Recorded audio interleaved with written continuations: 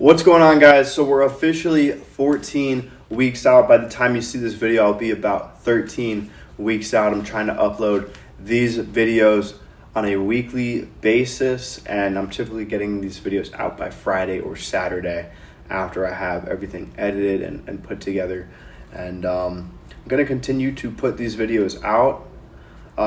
If you're not already subscribed, go ahead and subscribe. Hit the bell notification button. That way you get all updates for all the content I'm posting on my channel. I'm doing these weekly update videos, and then I'm trying to get another video as well each week going into a specific topic. So if you're enjoying the content so far, I appreciate the subscribe, and feel free to leave comments, like the video, and share the video with friends if you find this information and entertaining. So without further ado, guys, let's go ahead and get into it. 14 weeks out, we went from 189 to 188. So we lost a pound this past week.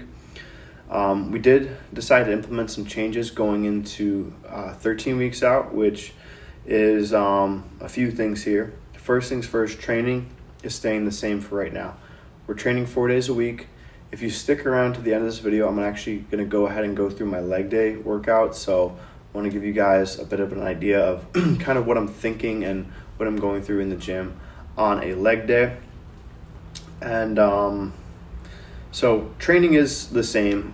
We are going to be updating training next week, and that kind of coincides with the diet.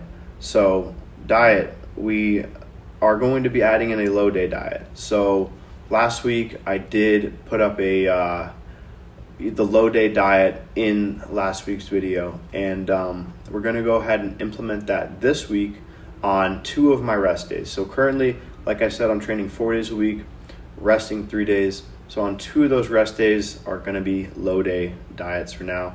Lower the carbs a bit and try to keep things moving. Now cardio. Now we didn't add any cardio sessions, like no treadmill or extra bike or stairs or anything like that, but we did increase my step count. I was at 8,000 steps per day. Now we've bumped it up to 12,000 steps per day. So something to keep things moving along, but something that's not overly fatiguing or, going to tax the central nervous system or hinder my recovery in any way. A little bit of extra steps per day is not too big of a deal. I'm typically going for, a walk sometimes midday, and then usually finishing out my steps in the evening. The final change we have made this week is we did add in 300 milligrams of Masteron. So currently on 400 milligrams of testosterone cypionate, and then we added in 300 milligrams of Masteron enanthate. And I split my dosage up to where I'm doing daily injections. You can split it up to where you're doing it a few times a week on longer esters, but I always felt like having daily injections, smaller injections, keep everything really stable and consistent, and it's just easy to remember. Did you do your shot today? I did, or I didn't. And okay, I gotta take my shot. But for that reason, it keeps everything consistent. I've done things where I've done Monday, Wednesday, Friday. I've done every other day, and you can't remember if you missed a shot, then you're taking a shot the next day to kind of make up, and it just throws things off. And it doesn't necessarily throw things off for that day, but it may throw things off a week or two later. Once everything is kind of absorbed and starting to work. So daily injections, that's what we're doing. Now, I did have another free meal this past week. I went with pancakes again. I think this is the best because I don't really eat pancakes a lot. They were excellent. And what's upcoming is we have 13 weeks out and 12 weeks out. So over these next couple weeks, especially going into 12 weeks out, this is where the fun starts to happen. Now, the free meals will be out after 12 weeks out, but that's going to allow my coach to really start to dial in my body and really get me stage ready from pretty much 12 weeks out on. Now, quick little tip, contest prep doesn't start at 12 weeks out, doesn't start at 16 weeks out, doesn't start at 20 weeks out. If you really want to do well, I'm trying to turn pro this year. I want to win my shows. I want to place better than I did last year. Contest prep and being prepared as a bodybuilder or a physique athlete or physique sport in any type of way, this is a year-round type of deal, and you don't just start getting ready by the time 12 or 16 weeks rolls around. you got to stay ready. And I'm not saying like stay lean and stay cut. I'm saying stay in the rhythm of things, sleep on time, eat on time, train on time, manage stress, things like that. All these things that not only help out with a healthy lifestyle, but keep you in this routine and, keep you consistent. So that is that. Everything else, guys, Physique is coming along well, and I'm excited to keep you guys updated and excited for a little bit more things to really start happening here in these next couple weeks. So stay tuned, like I said, and if you made it this far, you might as well check out this next video of my leg day training. Okay, I'll see you guys in the next one. I always warm up with some stretching. Now, some people will say, don't stretch, before you work out, that it's going to cause you to be, in a more of a relaxed state. But man, I get knee pain and things like that, and I just would rather get nice and loose before I train. So I'll foam roll, I'll stretch out, and I'll just try to kind of work things out a bit. And I always notice that my knees and just joints in general feel a lot better after this. And as you're getting ready for a bodybuilding show too, it's just you get a little bit more dry and brittle. You don't have as much fluid in the muscles, so being nice and loose really helps. And this was a tough stretch to get into here.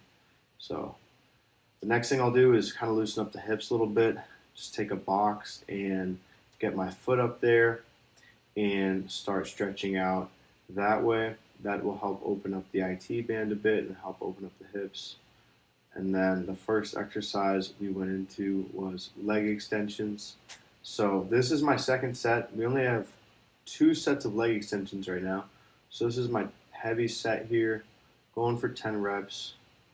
And now, while some movements like my squats and things like that, or sometimes those things can take a hit as you train, sometimes these accessory movements are still, progressible. So just because one movement or one exercise I may not be willing to necessarily push past, like a super heavy squat, there may be an alternative like getting my leg extensions really strong. Now, I'm not going to add necessarily more volume, but I do have a drop set on this one, so dropping the weight down a little bit here and just going to try to pump out a few more reps and go for some partial reps if I can get them. Then we moved on to hack squats. So for hack squats, I don't just jump straight in. Now, I'm not going to waste my time too much on the super light weights, but I'm going to get, 5, maybe 6 reps and just keep adding a plate and just get my knees warmed up, get them feeling good.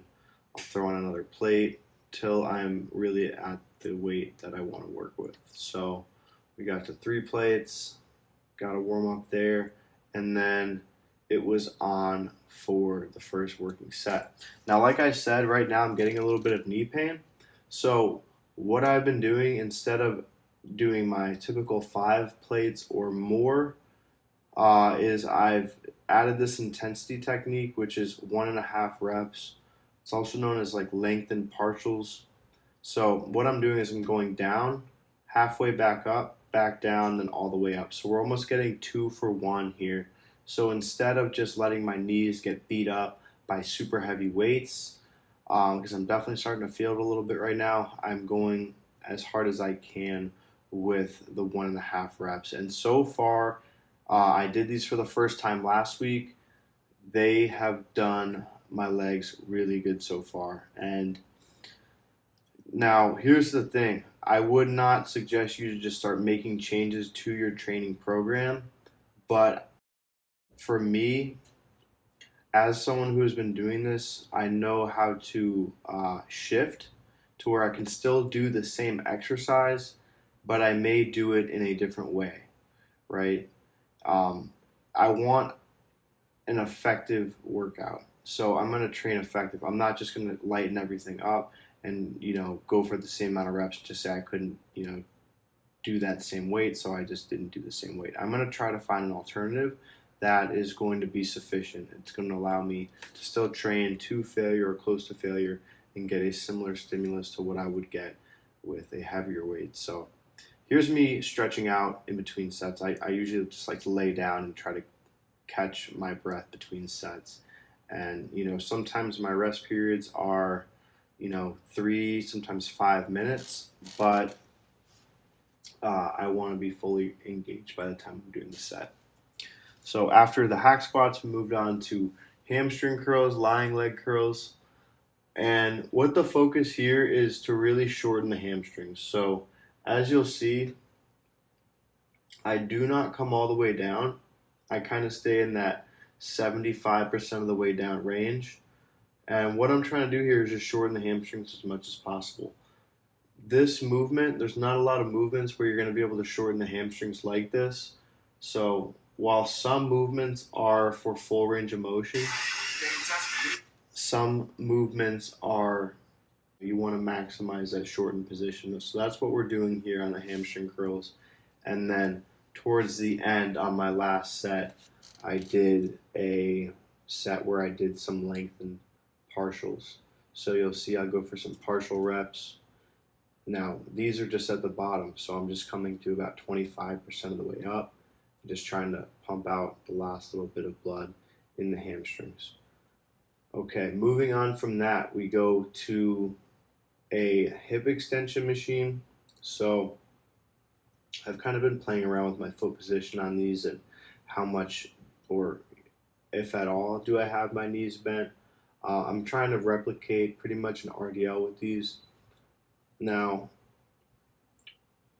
these are more for the lengthening of the hamstrings, right? So we're not bending the knee, we're moving everything through the hips, and we're just bending through the hips.